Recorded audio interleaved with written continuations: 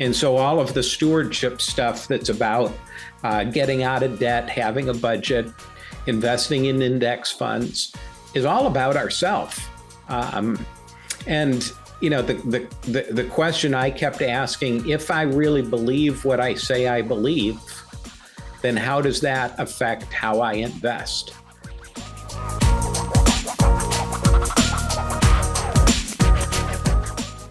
Welcome to the Feast Over Famine podcast. On this podcast, we're navigating the tension that we find where mission and profit collide. We're talking to CEOs, founders, executive directors, impact investors, and all of what we've identified as the global ecosystem of the social enterprise, business for transformation, business as mission landscape. We're talking to them about the obstacles they face, the strategic challenges they've been through, how they're funded, how they were started, and everything that's happened in between. We are trying to share their story in a way that's impactful to help us all to grow the social enterprise space for the better. Enjoy this week's episode with your host, Ryan Mahaffey.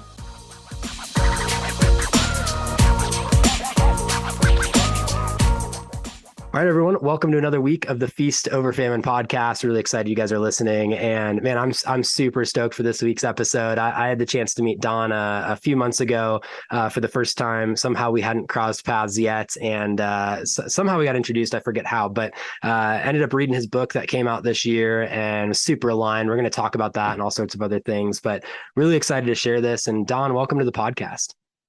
Yeah, thanks, Ryan. Good to be here.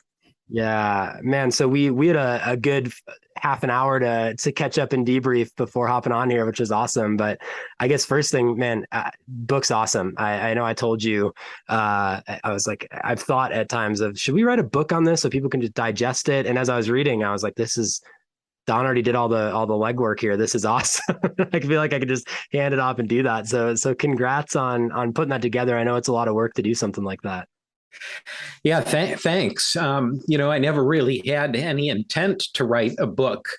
My wife was diagnosed with cancer last year, so I took a 9-month sabbatical leave of absence so that I could be available for her. Yeah. And it's funny because she just brought it up a couple of weeks ago. She said, you never would have written a book except for the cancer. And she's right, because I tend to be a busy person. But I had 9 months while she was mostly sick in bed. And I'm not one who likes to watch TV or waste time. So the book was really the end result of that time. And I was able to spill out a lot of things I'd been thinking about as a financial advisor for more than 30 years, and specifically the last 15 years being really deeply involved in the business's mission, B for T movement. Yeah, totally. I didn't know that part of the story. See, it gets more interesting ongoing.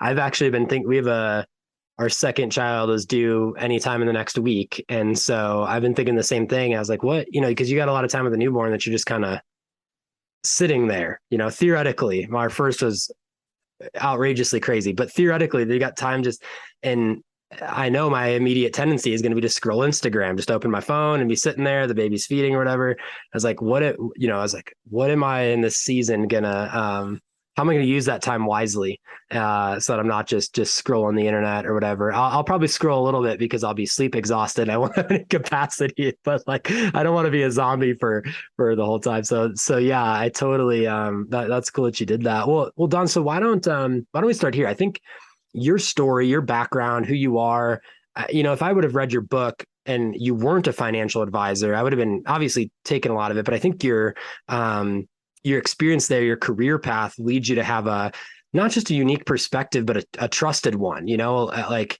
a lot of people could take what you've laid out in the book and say, okay, yeah, but put it into practice. You actually have a whole career of knowledge of how to put that into practice. And so it's not just blowing smoke at that stuff. It's like, no, this actually could work and can work and it's statistical. So sure. And obviously the first handful of chapters are around business's mission and faith in work and how do we integrate this stuff. So share a little bit of your story and some of the experiences and things that have been going on that led to this point of wrestling through this stuff. Yeah, you're right. I've been a financial advisor for more than 30 years professionally, so that is how I think. But it was in the early 2000s that I think I was first exposed to a different way to think about investing. I was on a trip to Krasnodar, Russia, to do some business training for some college kids, and saw not only the poverty, but the almost hopelessness because of corruption, that these smart young college kids were basically asking, how can I ever really succeed when everything is stacked against me in this culture? And that sent me on a journey over the last 15, 20 years to explore microfinance in Haiti and other parts of the world, and then ultimately land on the SME, small to medium enterprise space, where I became the chief operating officer for a Christian fund that's based out of London. And although my entire career, I think I've studied how to be a good steward. Most of the things that we read about stewardship are really about financial competence, how to manage money well, get a good rate of return for yourself, plan for your kids' college and retirement.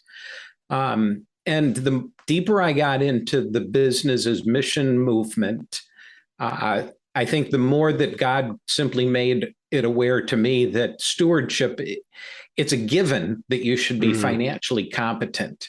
But it's actually a job. It's a job to manage money for somebody else, not yourself. And so all of the stewardship stuff that's about getting out of debt, having a budget, investing in index funds is all about ourselves.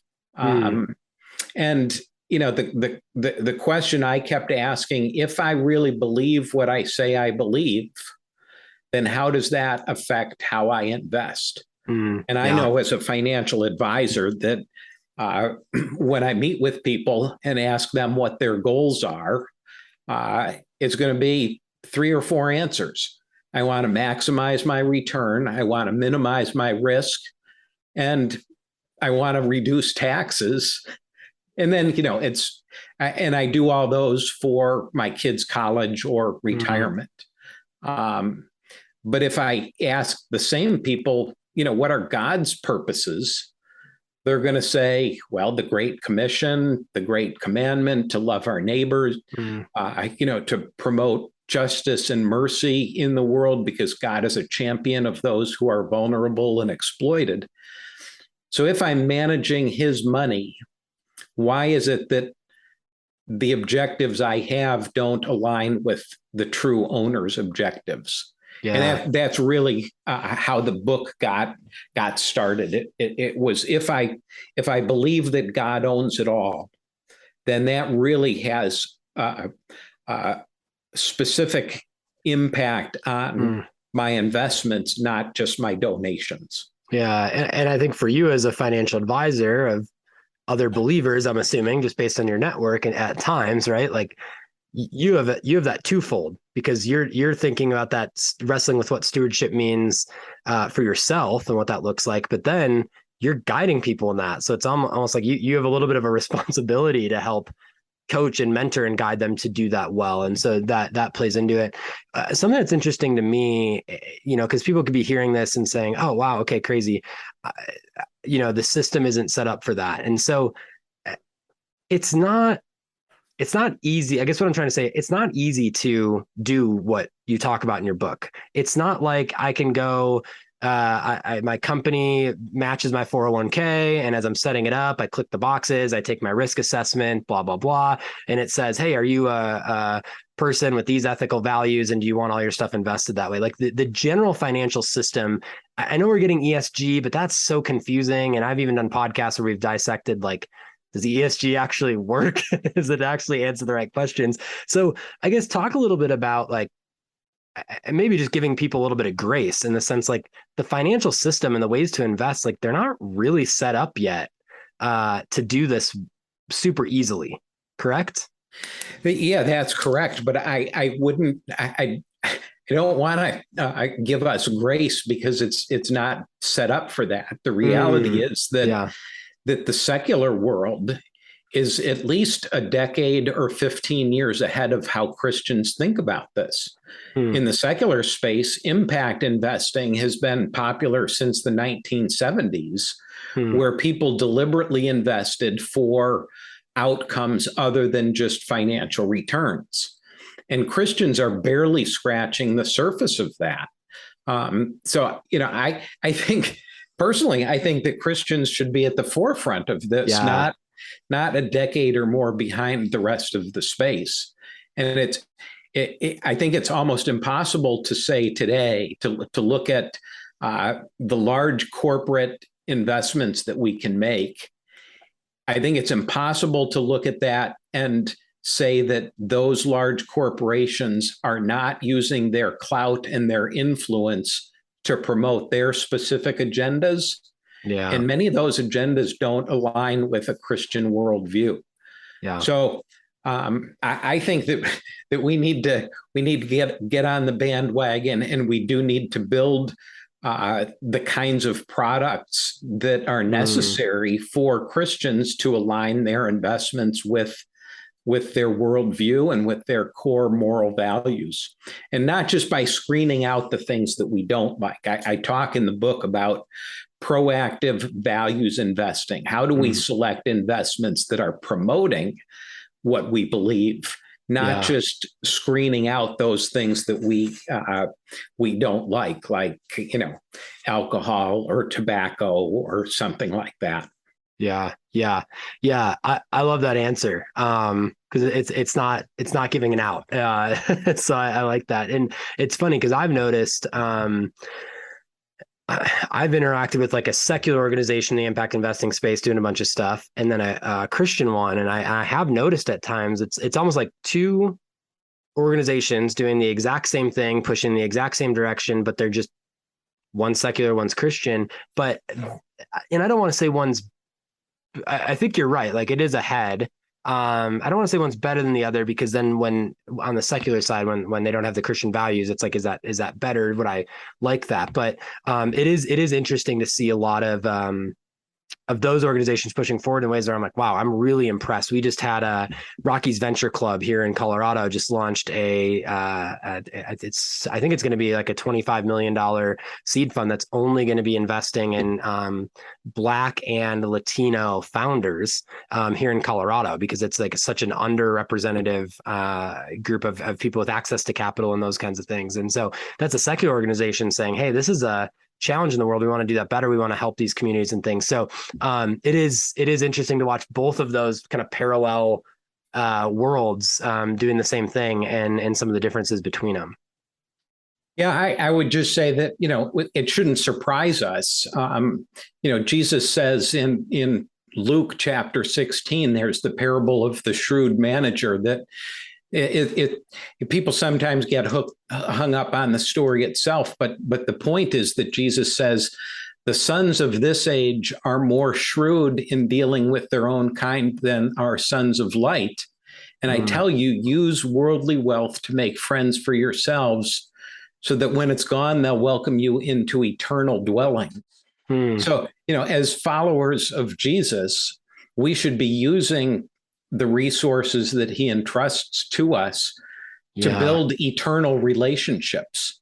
And to me, that's, well, how do we bring blessing to the poor? How do we meet the needs of those who are vulnerable or exploited? Because that's what God wants us to do. And yet, the sons and daughters of this world many times are better at deploying resources to accomplish their objectives than we are to accomplish God's objectives. Yeah. That's I hope that cuts to the core of you and me. I hope that challenges anybody listening to say, okay, where am I in line with that? And what does that look like? And it's interesting to see. So, okay, I'm going to shift gears a little bit, because we were talking before, like we've talked a lot about faith and work and business as mission, all that on the podcast before, and we can direct people to some of those things and the heart for that.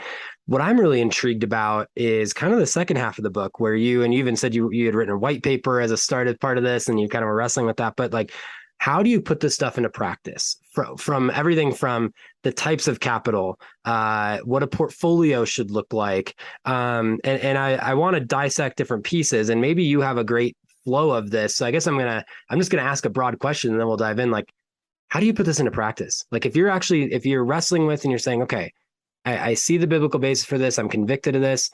And I come to you as a normal person. And I say, Don, I read the first half of your book and I need help. Like, how do I do this? How do I build a portfolio of this? How do I start, whether it's based on age or not? What's the starting point? Because again, there's a lot we can talk to that's in the last half of the book. And I don't even know where to start because there's so much good stuff in there. So what's the first kind of starting point for someone as they're beginning to wrestle through that? Yeah, it's really hard. I started by hopping on a plane and going to Bishkek, Kyrgyzstan to meet with people that I didn't know to begin my journey of learning about missional investing. Most people probably aren't going to get on a plane to go to a Central Asian country where they don't know anybody to start their journey. So most likely not. Yeah. Part of this is finding a guide who can help you with that. And within the financial services industry, there just aren't that many of us who are exposed to this. So that's one thought. The second piece is that it's not an all or nothing kind of decision relative to how you manage your financial resources. We talked a little before the podcast that the investment space is not yet mature enough to build a complete portfolio that has the right risk return balance for people to both meet their personal temporal goals and God's eternal objectives. Yeah. So where I start is, I had a conversation with a client this morning where they were wrestling with this same thing, thinking, well, if we give everything away, then we could be destitute. Yeah. And so the first thing we need to dispel is that I'm not talking about charity. I'm talking about actual investments that return capital to the investors. Yeah. But they may be higher risk than what we're accustomed to. Right. And they may provide a lower rate of return. I'm not saying that's always the case, but let's assume that is. Yeah. So let's say that you have a $100,000 portfolio and your target is 6% rate of return in traditional investments. That's reasonable. Mm-hmm. But none of that is really aligned with God's specific proactive goals. Slicing that up between bonds and stocks and mutual funds and different things, just simply slicing it up, throwing it into those things, this index, that mutual fund, whatever, that's not bringing out the intentionality that you're talking about. Right. And so, as a math guy who does portfolios, I'd say, well, what if we took 10% of that and put it into specific proactive values investments that are going to be high risk. And so let's assume that you get your principal back, but you don't earn anything. Well, now what you've done, you've taken 10% of your portfolio, and instead of getting 6%, you're getting 0. Yep. The end result is your overall portfolio now nets 5.4%.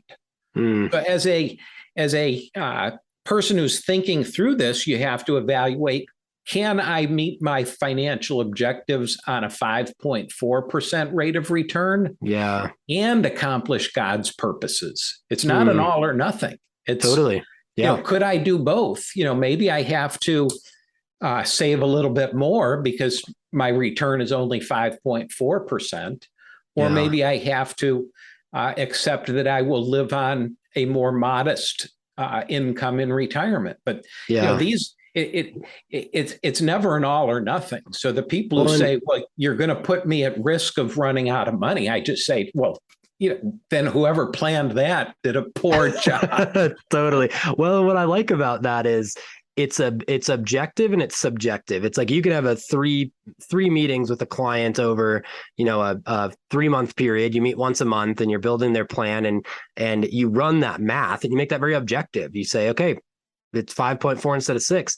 Now go back and pray through that for a month, because at that point, you're like, you can't sit in there. You might be given some things to think about and wrestle through, but then it's up to them to wrestle with that stuff and pray through that. And then it's okay, well, if we did that, then we're scared of this. Okay, well, let's take the math approach to that. And so as someone who's wears both those hats and very much has both those brain types at times, like I love that it can be, we're not talking like fantasy land. Oh, we're going to try this and do that. There's a statistical approach that can make this, it doesn't have to be scary and fearful and like, okay, we want to live in faith and we want to challenge that. But at the same time, we can make this a little bit statistically objective to where we want you to have faith, but you don't have to have that much faith. Like we can make the numbers work in that. And so I think that's good. The cool thing about that is then that challenges you to have more faith. It's like, oh, well, if 5.4 was easy for the last 10 years, maybe we should get down to 4.5 and just really trust God, and so that can never end. And that's like people's own kind of spiritual journey to do that. There's a chart in the book that I want to, and I told you before, like was really helpful for me because I'm in this space, right? I'm thinking about this all the time. Like I'm 32. I'm thinking about our family and investing and all that stuff. And I'm looking at page 143. I don't know if you have the book in front of you there, but it's your missional investing kind of breakdown. And what you did is you broke down by age every 10 years, what percent should be kind of the QBL, and I'm blanking why QBL is quadruple bottom line. Quadruple bottom line. There you go. The deliberately missional kinds of investments, non-traditional, not publicly traded. Yep. Okay. So the quadruple bottom line investments versus traditional. And so what would traditional be then? So we're clarifying what would fall under traditional. Yeah, your basic mutual funds, stocks and bonds, all the stuff that we normally invest in that are publicly traded.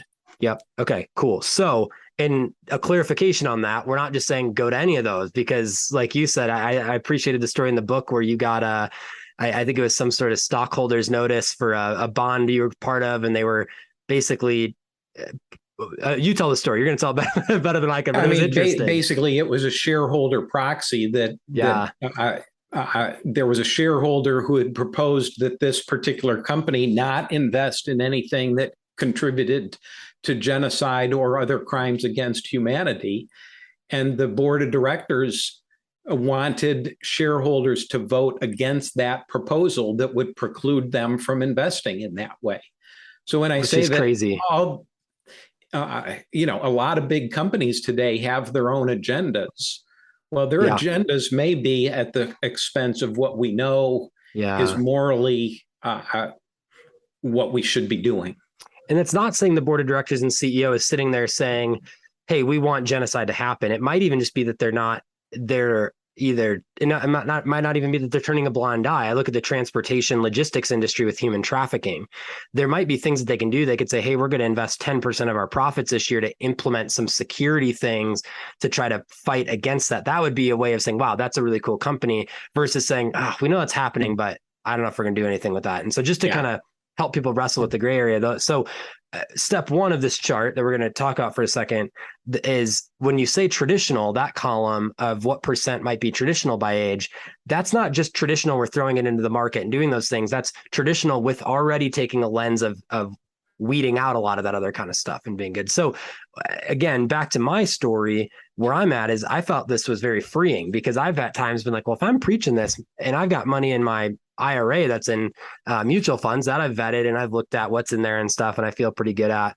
Am I really right? Should 40% of what I'm doing be in this impact investing realm and 60? And so it's kept me up at night at different times. I'm like, I want to practice what I'm preaching, and I want to put that in place.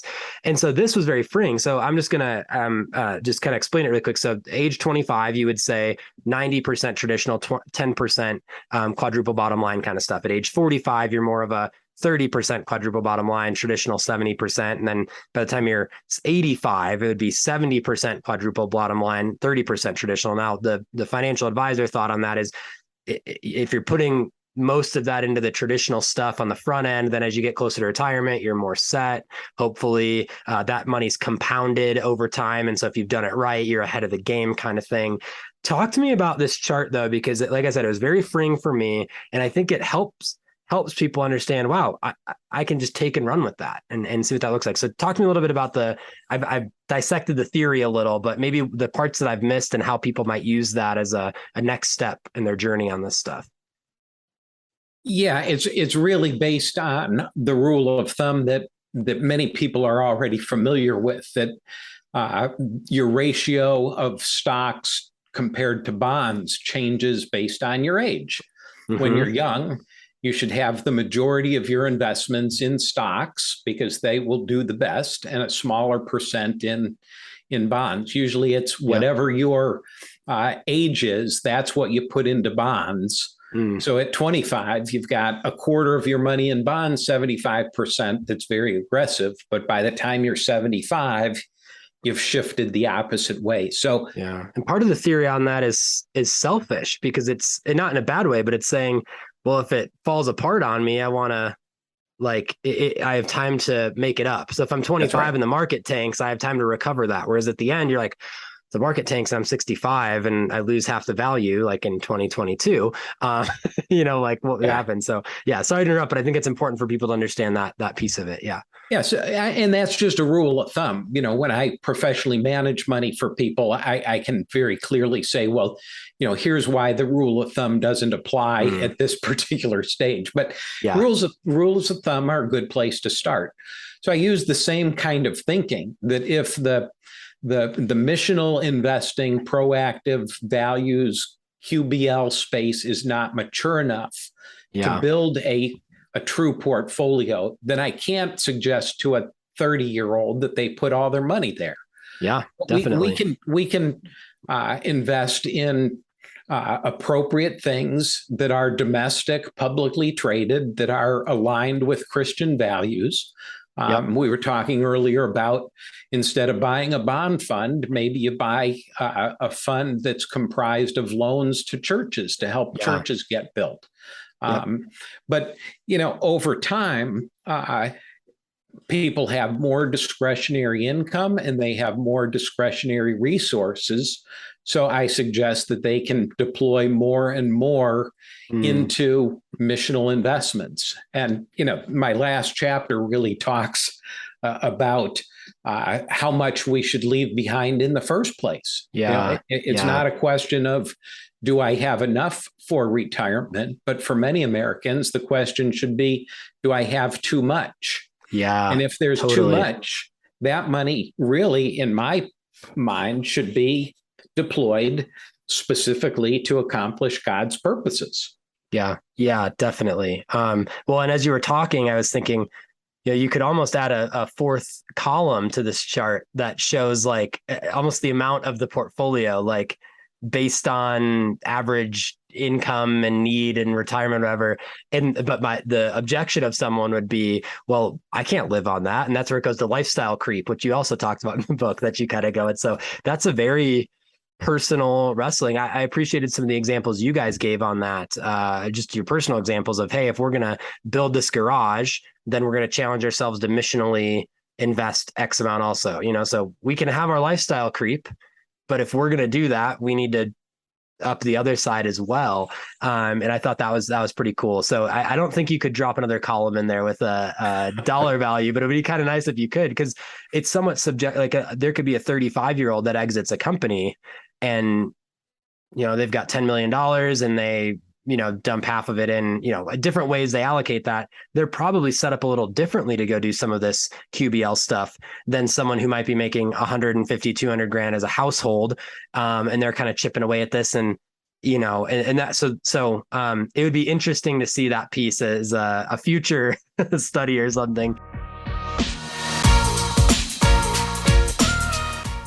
All right, everyone, I want to take a quick break from today's episode and just share a little bit about Impact Foundation, who's got an incredibly awesome model of using impact investment, charitable dollars, and funding tons of projects all over the world right now. But what if your investments could change the world? At Impact Foundation, they believe business with purpose has the power to transform society. Purpose-built for impact investing, Impact Foundation provides a streamlined way to fund businesses that seek social and spiritual transformation or make loans to charity. all while earning a financial return to grow your giving. Donors and investors have already supported more than 200 redemptive enterprises through their impact accounts. They provide needed fuel for companies that exist as a force of God's redemptive work in the world. To learn more about what they're doing in their kingdom impact investing model, visit impactfoundation.org.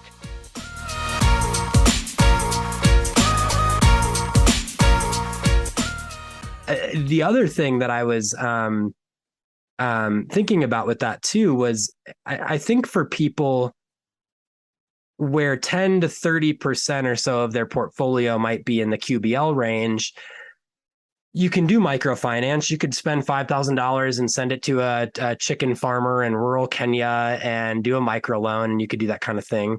Like you said, people aren't going to hop on a plane and fly to Kyrgyzstan. And so there's a combo between where do I even find these companies mixed with there's not a developed market necessarily where I can say, oh, I'm just going to put money in Don's fund X and that's a mutual fund and you're doing all that work. There's a little bit of that starting. Maybe you could talk to that. But it's also the amount, because like in that SME space, you know, I see really 150K to $1 million. It's a pretty normal kind of raise and need in something like that. And if you're someone that's saying, I've had people come to me and they say, hey, we kind of came into money or this kind of thing happened. We got this little bit of inheritance. We've got $20,000 and want to get involved in this kind of stuff. And my answer sometimes has been like, can you go find like 6 other people with 20,000, then you guys can do it together. And that's like such a frustrating answer for me to give because they're like ready to get involved. So I guess as you think of people maybe that have a lower amount, how can they get engaged and really make their portfolio representative of this stuff as it sits today? How can they do that? That's what I've been helping people to do for the last decade. And it's typically been the pooling of resources, maybe 10 people at $15,000 a piece, yep, or 5 people at $25,000, so that we can fund these projects. And this is a challenge to those in the faith-driven investor space and the financial services community. We desperately need products that are available for non-accredited investors. Yeah. If you're a wealthy Christian with a net worth over a couple $1 million, there are opportunities for you. Yep. But the reality is there's far more resources that God has entrusted to lower net worth people than there are in the hands of the wealthy. Close to $7 trillion in Christian IRA accounts that for the most part is not deployed for kingdom purposes. Yep. At least that we could really have, a major impact on feeding the world and providing water, safe water, and, reducing exploitation and slavery.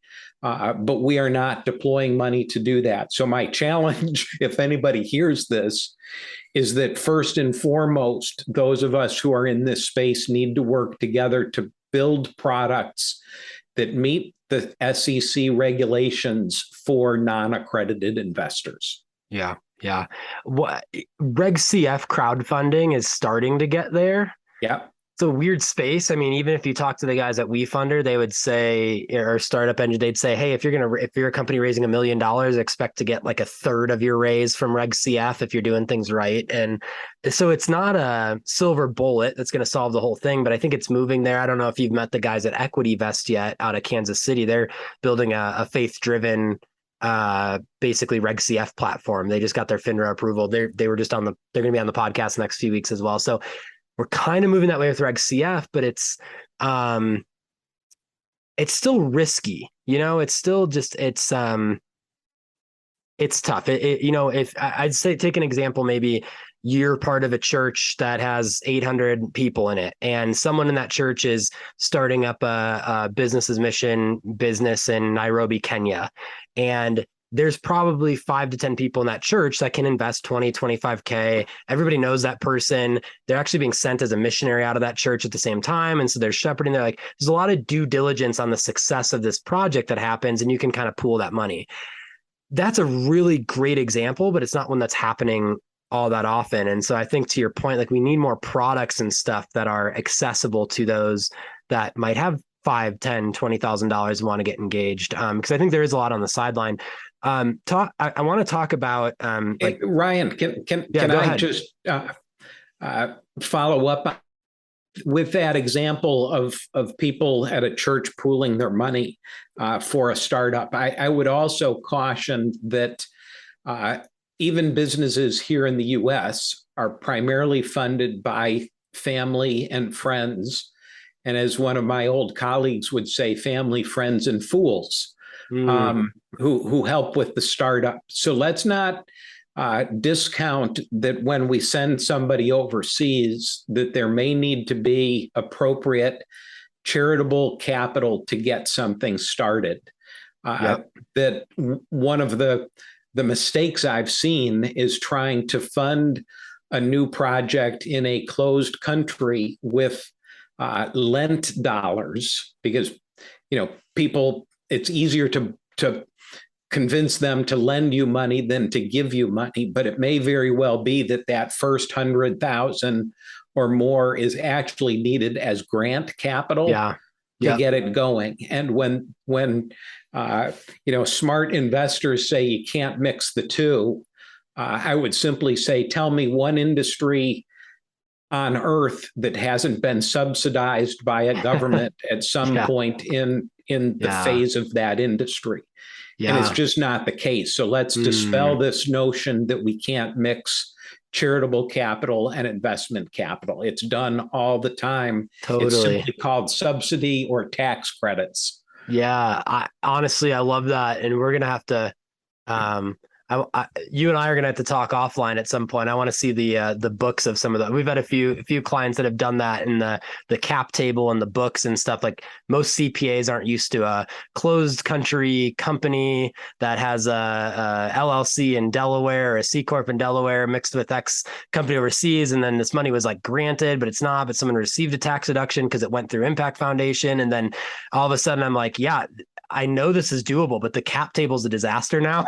And the books are now. So anyways, offline, you and I need to talk about that because I want to see how you've structured that in the past. But even that can be cleaned up over time. Once something is up and running, you could convert debt to equity. You can have MOUs on grant capital that if certain benchmarks are made, then it's forgiven. There's ways to do this that are appropriate. They match the tax code. They match what's appropriate for business, period. Yeah. Well, in the spirit of disclaimers, I'm going to throw one in then is if you're someone out there that doesn't need it to be a subsidized grant, but you're trying to utilize that narrative to just get free money without having to make it a loan, don't do that either. Because I've seen some people hear I can get free charitable capital as a grant. Like, why not do that? And yeah, but that's intended for that. And so it takes a little bit of humility to say, we're probably not the organization that needs that way without taking advantage of it. That's absolutely right. I am with you. It always there's a few triggers for me in this space, and when I talk to an organization doing that's one of them. I'm like, that's not meant for you. You don't do that. And we've even you probably know partners in the space that have had to put a little bit of a hold on doing that kind of thing because it's tough to keep the pulse on doing that well. It's hard once you get addicted to that to move. Yeah. And I explain in the book, charity is for relief. It's for getting things going. But true economic development is done through investment, not through philanthropy. Yeah. Yeah. And it's helping the founders that are doing the capital raise, that need the capital, helping them wrestle with questions. And that's what we do, obviously, is like, what's the financial model? And okay, you can take on $750K and maybe that's going to help you go this much further, but here's the risks of that. And is it better for you to take on 250 now and 250 in a couple of years? And so helping, I think a lot of times founders end up in a raise sometimes without proper mentorship on stress testing a financial model and crafting the offering and really thinking through the risks to them and what's going on. And then no one wins when both sides are really confused. So I think we're building some of that in. One of the things you talked about a minute ago is IRAs, and the idea of a self-directed IRA, I think, is something that a lot of people a lot of people had a 401k at a job. They were there for 10 years. They left that job. It's now in an IRA. they now have a little bit of control over it. And so people might be sitting there saying, I've got like $10,000 I can invest. Well, really, you've got your $200,000 IRA sitting over there from X past company. Self-directed IRAs are a thing. They're a confusing thing that not a lot of people touch or do. So maybe talk a little bit about that, how people could utilize that. And I think also, like, where can they go to find one of those and manage one of them? Yeah, and the rules are very complex and lots of pitfalls or potholes that you can fall into. So if you're going to do it, I'd suggest that you find an advisor who understands the potholes in the self-directed IRA realm. But that is how I've been helping families to pool money together for the last decade. We've done most of it through self-directed IRAs. So I can assure you that it can be done. It's a great way to do it with financial resources that you have that are probably sitting idle and that for the most part aren't being used for God's eternal purposes. Yeah.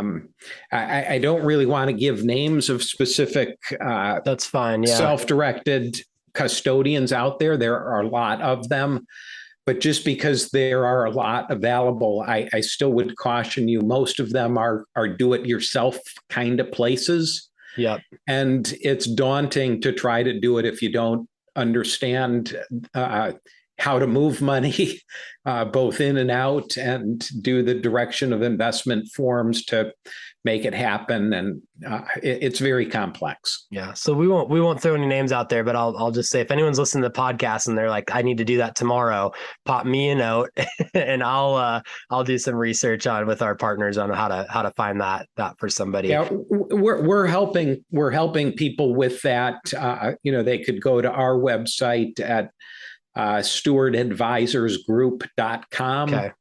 Cool. We're very well equipped to do that and have done it for a decade. Yeah. Awesome. Okay. That's helpful. Okay. So that brought up another question for me. So if I'm, and you're going to answer this way better than I could, but allocating of a portfolio. So let's say I don't know. Let's say I have $1 million in my overarching portfolio of everything. I'm maybe thinking about retire. I want to carve some of this up, right? If I'm a venture capital fund in the SME space, or I'm an angel investor, a lot of this stuff is kind of seed capital in this QBL space. Not all of it. Some of it's like, a lot of it's angel, some of it's, it's kind of in that weird space. So it's risky, right? And so when you look at venture capital funds, a lot of times, I mean, they're expecting 1 out of 100 companies to pop. They'll look at 1,000 deals, 1 out of 100, they'll invest in 100, one will pop and be awesome. It'll make up for all the loss on the other stuff. If I'm sitting there saying, oh, I have $100,000 I want to put into the QBL space out of my self-directed IRA because this podcast has been so awesome and Don's book is great. Let's say someone's there. Is that something where they should take that 100 and put it into one company because that's enough money to have an impact on their own? Or is it better to pool that money and do 10 companies at $10,000 a piece? Because I still want to care about like the financial, I don't even want to use the word stewardship anymore because you're like got me all thinking about it differently, but I want to steward that money well. And I want to do that properly. So how should someone think through that part of it? Or how have you wrestled with that?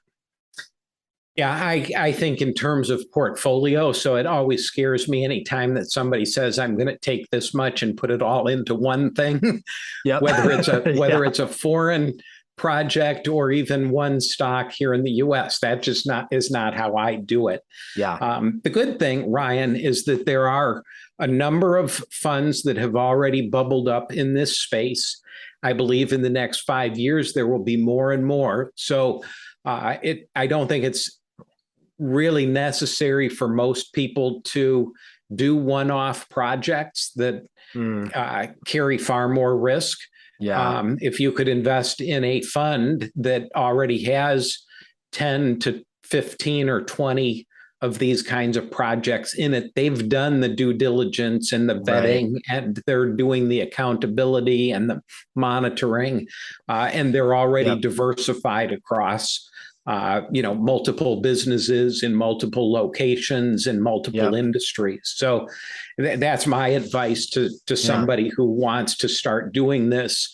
Talk to some advisors out there who can connect you with the funds that are already available and new ones that are coming.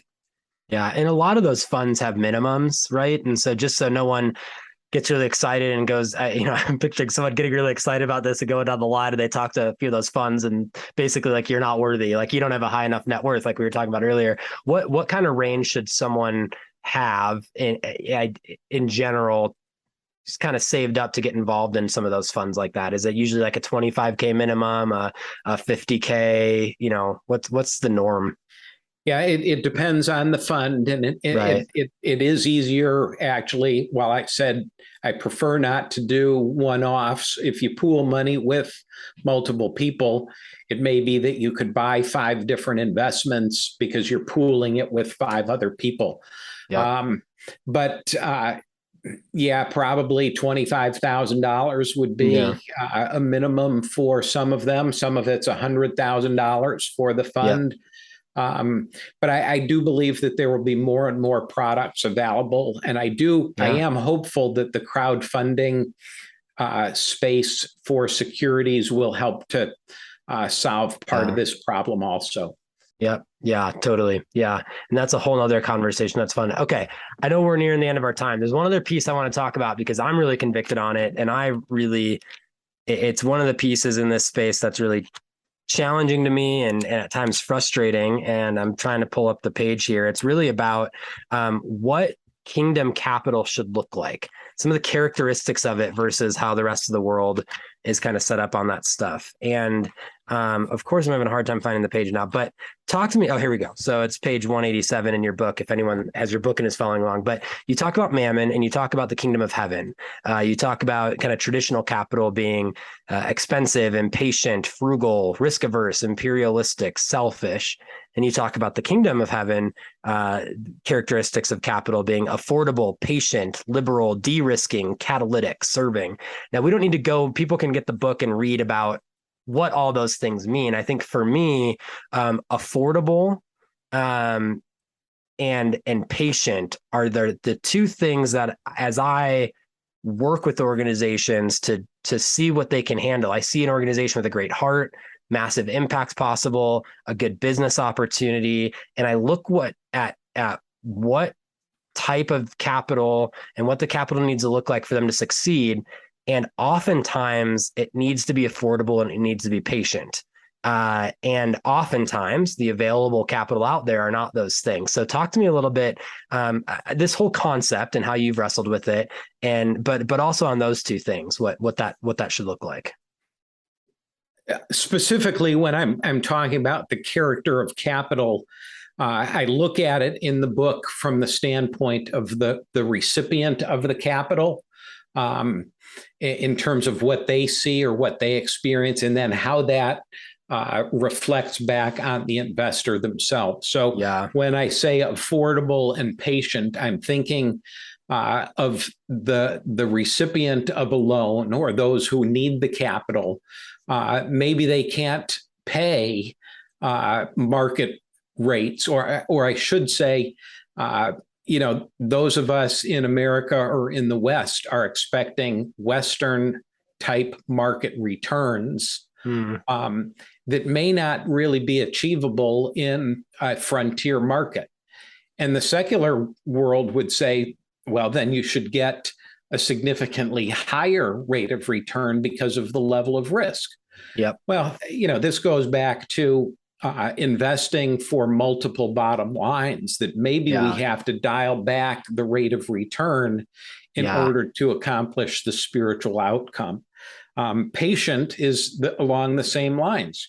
Traditionally, we think we should get an exit in 5 years with, an X multiple return.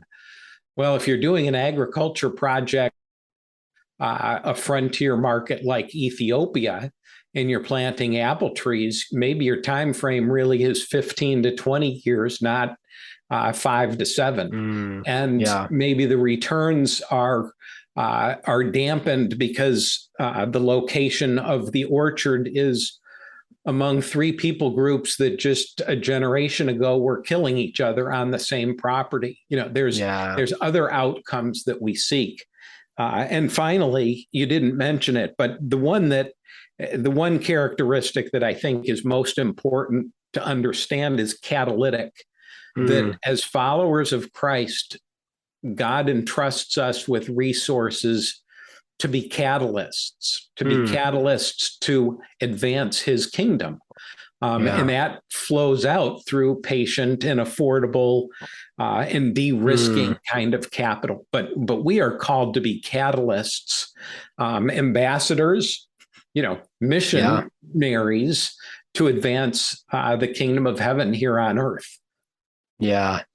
And thanks for sharing that last one too, the catalytic piece, because that's I enjoyed reading that part of the book as well, or that part of this section.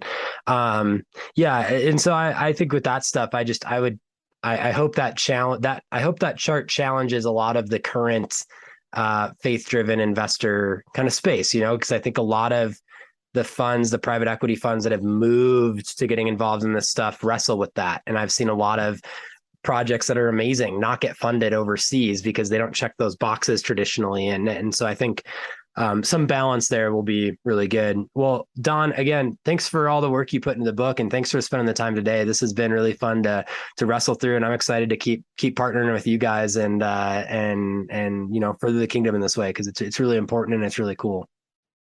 Ryan, thanks for inviting me to be part of your program. I appreciate it, and I hope that this was helpful to anybody who might listen.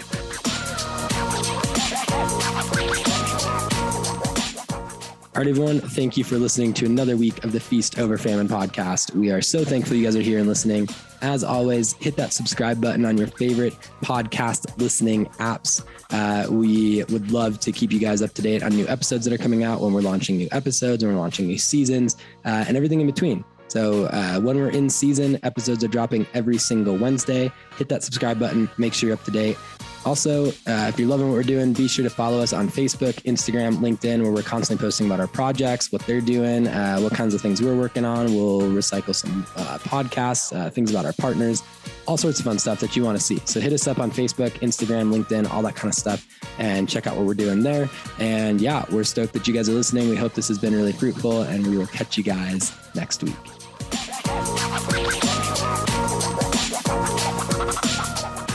And lastly, as you guys all know, we always talk about all sorts of things with impact investing, investment opportunities, entity structure modeling, how projects are getting capital. And as a disclaimer and a reminder, Feast Over Famine does not provide legal, tax, accounting, or other professional advice. You should consult professional advisors concerning the legal, tax, or accounting consequences of any activities related to your project or a project you're supporting. Feast Over Famine doesn't consult, advise, or assist with the offer or sale of securities in any capital raising transaction. We don't do that for the direct or indirect promotion or maintenance of a market for any securities. And Feast Over Famine does not engage in any activities for which an investment advisor's registration or license is required under the U.S. Investment Advisors Act of 1940 or under any other applicable federal or state law, or for which a broker's or dealer's registration or license is required under the U.S. Securities Exchange Act of 1934 or under any other applicable federal or state law. So there's your investment disclaimer. Hopefully that's helpful if you need it. And if you ever have any questions on that side of things, don't hesitate to reach out to us. Take care.